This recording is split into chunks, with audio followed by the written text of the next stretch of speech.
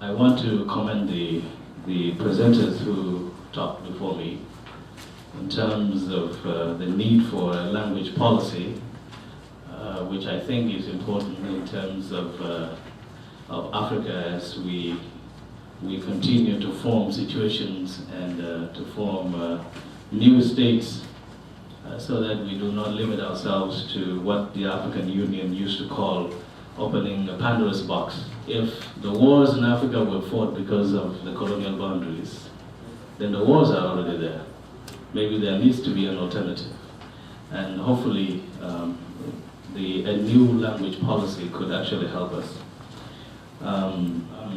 Before coming into the systems of institutions in the States, it was the Juba Conference of 1947 that brought about the unity of the North and South of the Sudan. And it was a unity convened by colonial master Great Britain between the two parts of the Sudan. And it was them who decided how that unity was going to be implemented. And they came up with some safeguards for people of Southern Sudan who refused to be united with the North, hoping that the governments and the upcoming regimes in Khartoum would respect the rights of the people of Southern Sudan. But after the independence, those safeguards were forgotten. And so in 1925, the first civil war started between the North and South, even before January 1st, 1956, which was the Independence Day, because suspicions and war of words started to happen then. And in that war, the first war was ended by the Addis Ababa Agreement, which gave Southern Sudan a sense of local autonomy, and where more safeguards were even provided to be observed by the northern regimes. What happened then was that after the signature of the Addis Ababa Agreement, the government in Khartoum, under the then President Nimeri, decided to cancel the agreement by introducing even more exclusive measures, including the introduction of Sharia law, which is an Islamic law in 1983, to the exclusion of non-Muslims in the country. And so that started the second wave of the liberation struggle in 1983, when the politicians and military personnel of Southern Sudan decided that it was no longer possible to negotiate with the then government in Khartoum. They had to take up arms to liberate the people. And so that war continued until the signing of the Comprehensive Peace Agreement on January the 9th, 2005 in Naivasha, Kenya. And it is because of the Comprehensive Peace Agreement, it was signed in 2005, that we today have relative stability in the Sudan. I think it is maybe one of the most unique systems in the world. I haven't seen it anywhere else. You have the federal government of the Sudan, which is called the Government of National Unity. You also have the government of Southern Sudan, which by itself is a federal government in Southern Sudan, because you also have 10 governments in the states of Southern Sudan. And so in 2005, the first actions of the new government system was to establish these government levels and to also set up institutions of governance, including the constitutions, including the court systems, the ministries, and so on. In the government of Southern Sudan, like in any other governments, the executive is, of course, within the confines of the government itself. It's headed by the president, the vice president, the cabinet, and the legislature, of course, is to legislate the laws of Southern Sudan, and the judiciary is to make sure that it implements the laws of the country. These institutions are still at a very young age. Some of them are not yet functioning very well because of lack of resources, because of lack of expertise, and so on. However, the kinds of provisions that the CPA has made for Southern Sudan is to really make sure that we have all these institutions in case there is a vote for independence of Southern Sudan on the 9th of January 2011. When the systems are very weak, it is very easy for things to go offhand. Again, how you fight it is to have some kind of vigilance on what is happening, and also to have some kind of capacity building so that what you want to do can be done with responsibility. What was called the Multi-Donor Trust Fund, which was set up just when the CPA was being finalized, so that these funds can be used for development. Some parts of the Multi-Donor Trust Fund was allocated for building roads in Juba. And the government of Southern Sudan asked the Multi-Donor Trust Fund agency, the World Bank, in Juba to actually start working on the roads. They refused, because they say if we give the money, it will be eaten by somebody. And so they say then, okay, don't give the money, do the roads yourselves. They say no. So now what do you do with the money? Nobody knows. But they have their fancy offices in Juba, and they are driving their fancy cars, they are getting their fancy salaries, so nothing is being done. Now whose fault is it? And I heard when they went back to New York, they were actually told that you shouldn't have done that. You should have started to do something at least. The two parties to the agreement, the SPLM and the National Congress Party of President Bashir, have been working very hard for the implementation of the agreement. But the president and his party, the National Congress Party, have always been in violations of certain principles of the agreement. One of the biggest provisions was the demarcation of the borders of Southern Sudan as they stood on January 1st, 1956. And there was a border commission made as soon as 2005. When the recommendations of the border commission came, the National Congress Party refused to recognize the recommendations of the commission because they were in favor of the people of Southern Sudan. So they say this commission might have been infiltrated by Israel and the United States. So the thing had to be renegotiated again. It had to be taken even to the International Court for arbitration. After today, the borders of Southern Sudan and Northern Sudan have not been demarcated. The other thing is, the other institution that has not been established is the Oil Commission. It's been a difficult situation. The Oil Commission was meant to have been formed so that the people of Southern Sudan and the people of Northern Sudan actually are part of what is happening in the oil fields, because the oil is being taken from Southern Sudan. And no one knows exactly how much oil is being pumped out per day, and how much is sold, and for how much. And so each month, the government of the Sudan will just come with the check and say that this is your 50%. Anybody can ask the question, 50% of what? But unless you know how much is in my pocket, you wouldn't be able to determine whether the 50% you are getting is actually legitimate. And so the Oil Commission has not been formed. As a matter of fact, the 50% we're talking about, when you look at it from those accounting practices, you will find that actually Southern Sudan has been getting 28% from 2008, from 2005. In conclusion, I think what we need to do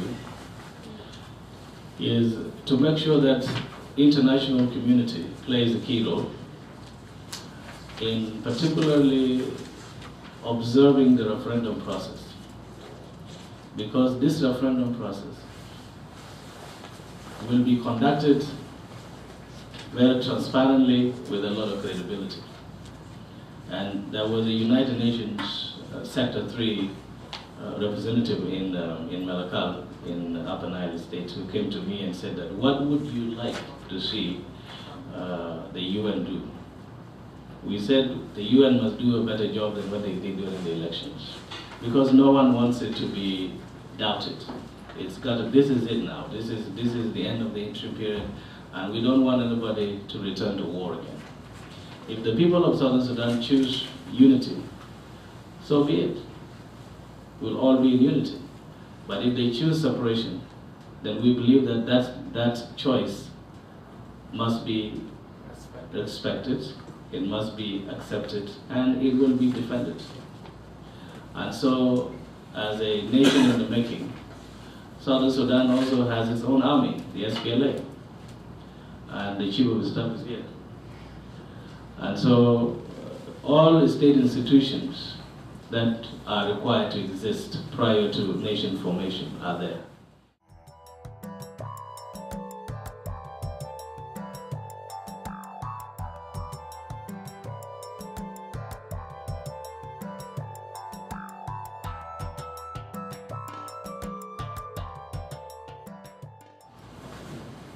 When the Act finally came to Parliament, it was the first time in the history of independent Timor that a law was passed unanimously. So both sides of government agreed to this process for managing the petroleum revenue.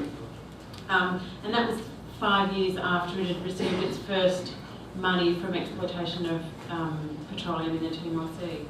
So government kick-started it with $205 million, which you probably think is nothing. But for Timor, at that stage, that was probably about 1 year's budget for the entire country. It now has $6 billion in the account, and during my research I contemplated what it was that really was important in managing petroleum revenue, or any kind of natural resource revenue, or even any revenue for that matter, the institutions in government who are responsible under this Act for managing petroleum revenue. So you can clearly see the central bank's role, the Minister of Finance's role, the Parliament's role, and the Treasury's role. So I suppose, unlike from what we've just heard, your experience is that everyone knows who's responsible for what under this law in Timor. It's very transparent and accountable. It was listed as the second best sovereign wealth fund in the world. Norway was first, even Australia came below East Timor in terms of the actual institution that is established to manage petroleum revenue. So within the law, there's provision for a council to be established, which includes representatives from civil society to provide advice to the Parliament when they're making decisions about how to manage the petroleum revenue. The Minister for Finance is central to this. Everything that happens in this management goes through the Minister for Finance. So if you have a corrupt Minister for Finance, then you may run into problems. However, with all of the other transparent requirements under this law, that it's supposed to be reported how much is coming and going, then you would be able to see when they took it out. All revenue that comes from the exploitation of natural resources goes into the petroleum fund. So by law, can't go anywhere else. Can't go into a pocket. It has to be reported and go into this account, which is managed by the central bank. So, and then the only place it can come out to is straight into the government budget. So there's nowhere else. And that's done by the approval of the entire Parliament. So I came up with these 5 principles. My third principle for wise management of natural resources is obviously that it be invested wisely. So in Timor's case, they invest all of the money offshore. So there's no investment onshore, because obviously that would create potential problems in terms of bias in investment choices, and it may also help to avoid corruption. They're not alone in doing that. Norway does that. All of their oil money is invested offshore. The other thing is that the law doesn't prevent them giving all the money to one investment manager. So one person could say, okay, well, I think you should put all your money here. Whereas it's probably better to actually legislate that the investment has to be spread over, actually spread the risk. The fourth point is that resource revenue is managed transparently. So as I said, the Central Bank has all the quarterly and annual reports on its website. The Ministry of Finance is also supposed to have the Petroleum Fund annual report. All their budget documents are on the website, and the Treasury quarterly and annual reports are on the website. And they've also signed up to the Extractive Transparency Initiative. The fifth principle was that the resource revenue benefits future generations. And of course that's really important because someday the oil is going to be depleted, the oil reserves, oil and gas reserves I should say in Timor's case. So basically you have income coming in from the petroleum, and at some point it will finish. But if you take only a sustainable amount of money out of the fund, and which is effectively equivalent to the amount of interest you're creating, then you will have a sustainable source of revenue for the rest of the time. The law has included a principle called estimated sustainable income, and every year the Treasury works out what that amount is, and that's a guide for the Parliament to take out that much money. And if they take out less than that, then they will have money forever for future generations.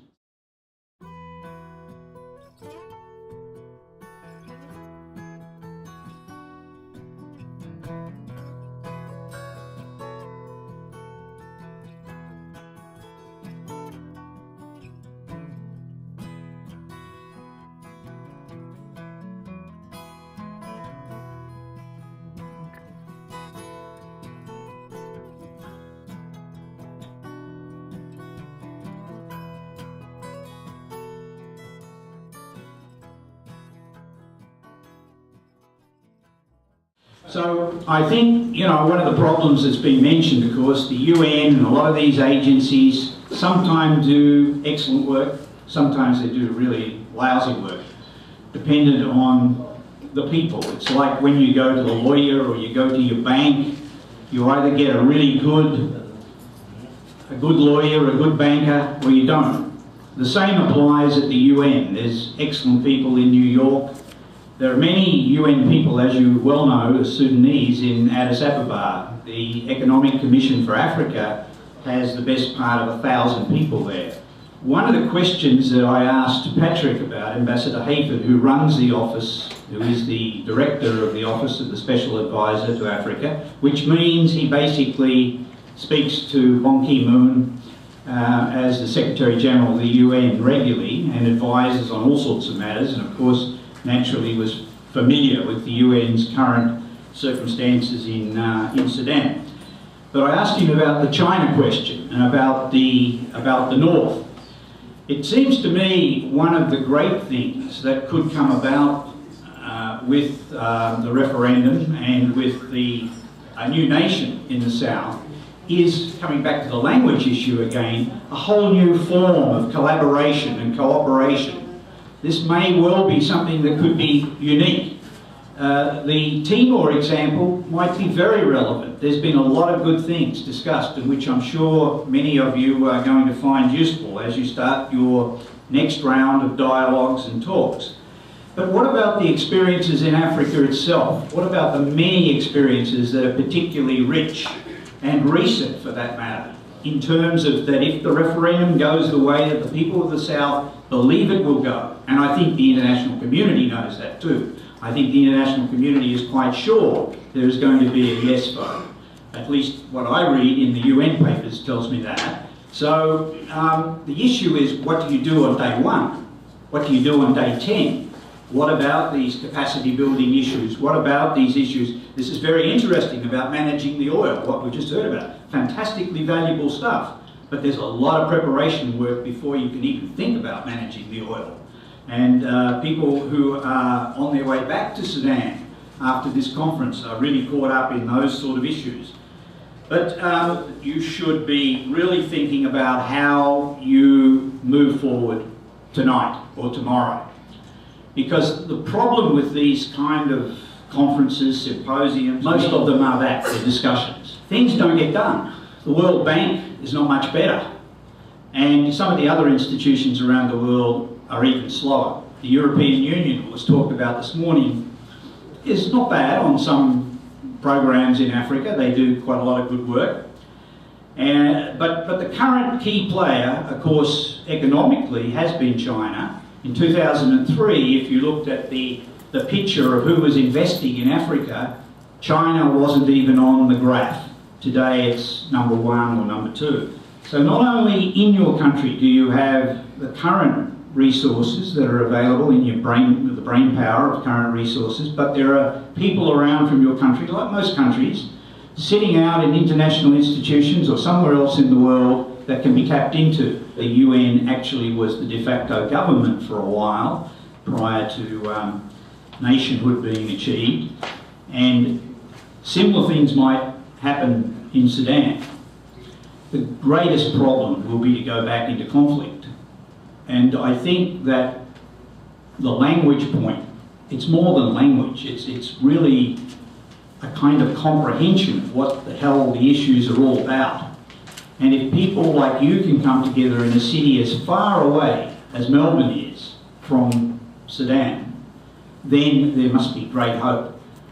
If there is rich resources, including oil, and oil can be a curse, as people know, as much as it can be an advantage, but there are obviously many other ways to make use of these resources. So sponsorship from the donors and support will be very, very important to your causes. And that's the reason that you have to know who's who in the corridors in Washington and in New York and in Geneva and in Paris. Many of the key institutions, of course, are based in Paris. The interesting thing about all these institutions and how you tap into them is that they all can assist you to find the right sources. But sometimes the ones that you probably are not thinking about are the sources to support you might be the very ones that will support you. And that's why I mentioned about the north, the Saudis and some of the people up in the north that have a great investment in peace. The FDI, direct foreign investment, at the moment has to be a high priority for you. And you're going to have to do a lot of work as a new country. So as a capacity building exercise, there's lots of key people that you're going to need to populate your government with early on. And I don't really imagine that the African Union, and for that matter, the MENA organisations, the north of you, even the OECD, won't be helpful to you. I believe they'll all be very helpful to you. But it's a question of sorting out, who's good at what they do and who will actually talk to you in a clear and simple way.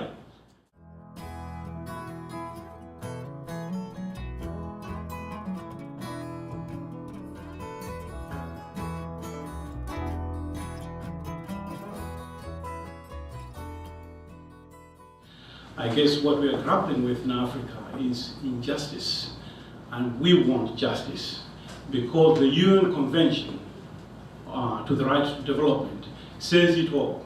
Development is a right. We don't have to fight for it. We need to reconcile, but the major question is, with who? Why do we have to reconcile? What went wrong? And what should we do? We should build peace.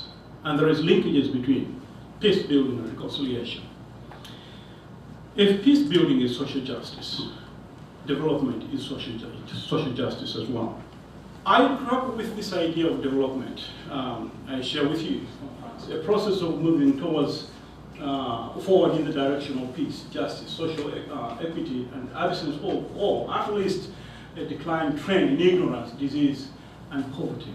We have heard of the slogan, let us make poverty history. And I say to you, let us understand the history of poverty first, before we make it history.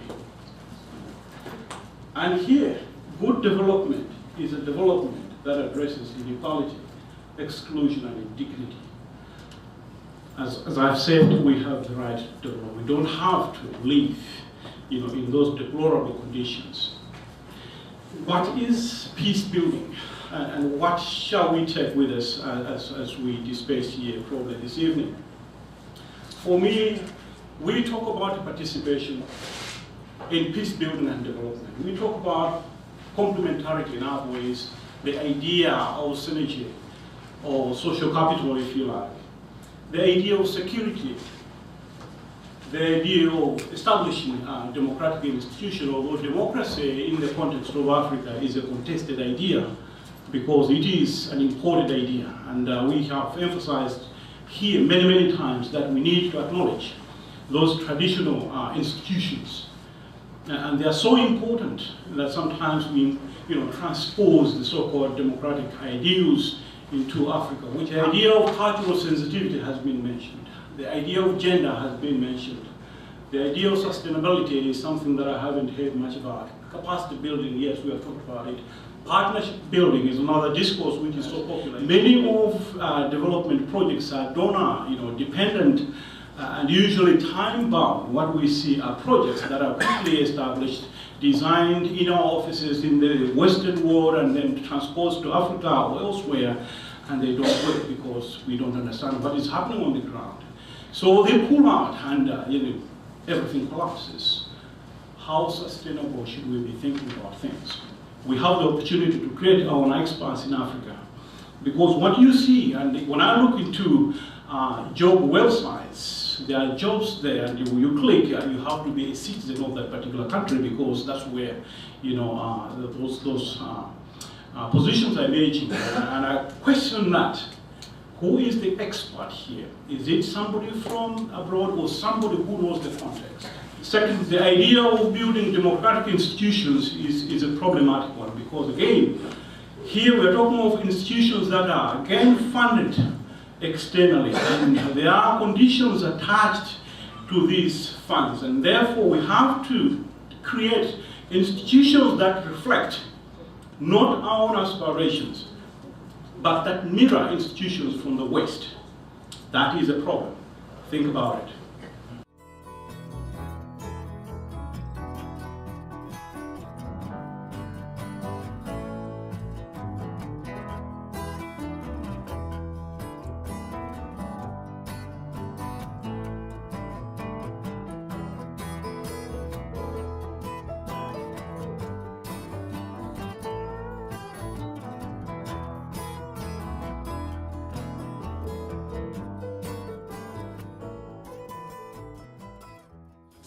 Aceh has been part of Indonesia since the Indonesian Republic was established in 1945, but it has, for much of that time, been in a state of conflict with the national capital, Jakarta.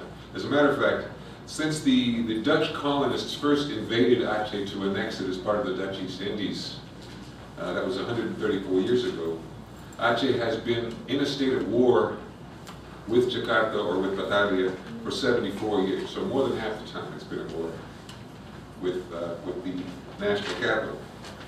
Now, the last conflict actually began a year after the annexation of East Timor. In 1976, the Free Aceh movement was established and engaged in a movement for independence from Indonesia. And that led to a very brutal war that went on for some 30 years. Timor-Leste referendum, which came after the fall of the Suharto regime and sort of an unclenching of centralized power in Indonesia, that gave a great impetus to the Aceh movement for their own referendum. But the Indonesian response to that was actually to escalate the war, and there was a much harsher crackdown. And the most brutal period of the most recent Aceh war actually was in post-reform Indonesia. That's when the highest levels of casualties took place. This would have gone on, but for the Boxing Day tsunami of December 26, 2004. And this provided a window of opportunity for a peace agreement with Aceh. Part of the reason was that both the Indonesian armed forces and the armed forces suffered very, very high levels of casualties in the tsunami. So they were both pretty battered after the tsunami and couldn't engage as seriously in the war. Second was the Indonesian government realized that we have such a terrific mess here. More than 160,000 people perished in the tsunami. And actually 5 months after the tsunami, they concluded the Helsinki Memorandum of Understanding, which gave Aceh a great deal of autonomy, but still within the Unitary Republic of Indonesia. So, as opposed to East Timor, which went for a referendum for independence, Aceh ended up going for autonomy. And part of that autonomy was significantly revised financial arrangements with the center. The main cause of the conflict was the fact that Aceh is one of the most resource-rich provinces in Indonesia. It has the third highest per capita revenues of any province in Indonesia. Yet it had the third highest incidence of poverty in any province in Indonesia. So there was a great deal of resentment that the national capital, Jakarta, was siphoning wealth away from Aceh and it was not providing any benefits to the Acehese people. The peace accord has resolved that, and now Aceh receives a much greater proportion of their revenue income, of their resource revenues. In addition to that, they were given a great deal of political autonomy. They were able to establish their own political parties and their own legal system, and the peace has continued to hold since 2005 and continues to deepen to this day. In terms of the institutions that were established as part of the Helsinki Memorandum of Understanding, it called for, one, a Peace and Reconciliation Commission, second, for the establishment of human rights courts, and third, for the establishment of a Peace and Reintegration Fund and a special institution to manage that fund. Now, of those three, only one of them has been successfully established. It turns out that the Peace and Reconciliation Commission is constitutionally problematic. Indonesia tried to establish its own Peace and Reconciliation Commission after the fall of the Suharto regime in 1998. However, it was thrown out by the Constitutional Court. Most people in Aceh, however, don't feel that this is particularly important. It is not a characteristic of Acehese culture to forgive and forget. and there's a feeling, a widely held feeling, that it might be best just to let sleeping dogs lie. And the national government, excuse me, the provincial government established the Aceh Peace and Reintegration Board to manage these funds. First, by establishing a special agency which is charged with peace and reintegration, it seems to have prevented the mainstreaming of peace building and reintegration from all other government agencies. So the service delivery agencies, the health service providers, the education infrastructure, some of the productive government agencies, agriculture, forestry, minerals and mining industries and things like this, they don't actually have the peace building programs within the programs that they've developed since the peace accords. They're saying that's the business of the BRA, of this Peace and Reconciliation Board. And that is unfortunate, because the BRA is a temporary body. It has a very, very limited mandate. And like I say, it is precluding the development and the mainstreaming of peace and reintegration within other government agencies. In addition to that, their mandate was mostly to provide compensation to victims of the conflict and to freed political prisoners and to former combatants. And this took the form of direct cash compensation. This, I worked with the World Bank doing a study of post-conflict assistance, post-conflict aid and post-conflict government programs in Aceh. And a very, very extensive survey of more than 5,000 households in every sub-district in Aceh. We found that the recipients of this direct assistance, this direct cash assistance, were no better off than they had been before receiving this assistance. That they were not recovering as quickly as the rest of the population and the rest of the economy. The strategy of providing direct assistance to conflict victims and conflict actors, it's had the effect of creating very high expectations which they cannot possibly fulfill, creating resentment over uneven distribution of these allocations, and like I say, it has actually been rather effective in terms of improving the lives and the livelihoods of the recipients.